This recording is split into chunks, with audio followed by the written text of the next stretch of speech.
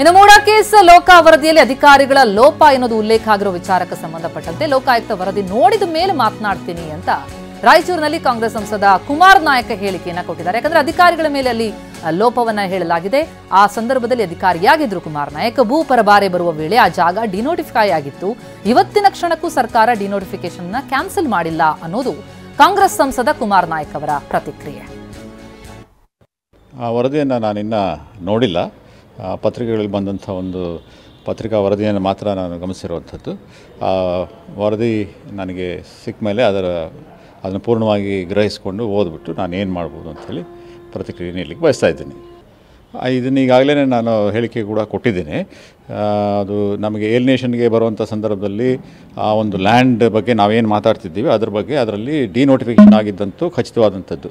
ಇವತ್ತಿನ ಕ್ಷಣಕ್ಕೂ ಈ ಮಾತಾಡೋ ಕ್ಷಣಕ್ಕೂ ಕೂಡ ಡಿನೋಟಿಫಿಕೇಷನ್ನ ಸರ್ಕಾರ ಕ್ಯಾನ್ಸಲ್ ಮಾಡಿಲ್ಲ. ಒಂದೇ ಏಟಿಗೆ ಅದನ್ನು ಡಿನೋಟಿಫಿಕೇಷನ್ ಕ್ಯಾನ್ಸಲ್ ಮಾಡ್ಬೋದು. ಆ ವಿಷಯ ಬೇರೆ.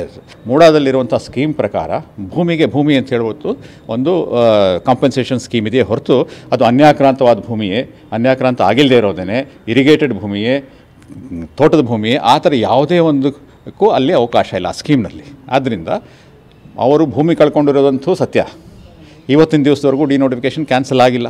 ಅವ್ರ ಹೆಸರಿನಲ್ಲೇ ಭೂಮಿ ಇರೋವಂಥದ್ದು, ಅದನ್ನು ಅವರು ಕಳ್ಕೊಂಡಿದ್ದಾರೆ. ಅದಕ್ಕೆ ಮೂಡಾ ಅವರು ಕೊಡ್ತಾ ಇದ್ದಾರೆ. ಈ ಮಧ್ಯದಲ್ಲಿ ಅವರು ಎಲಿನೇಷನ್ಗೆ ಹಾಕ್ಕೊಂಡಿದ್ದಾಗ 90 ದಿವಸದಲ್ಲಿ ಎಲಿನೇಷನ್ ಮಾಡಬೇಕಾಗಿರೋದು ನಮ್ಮ ಜವಾಬ್ದಾರಿ.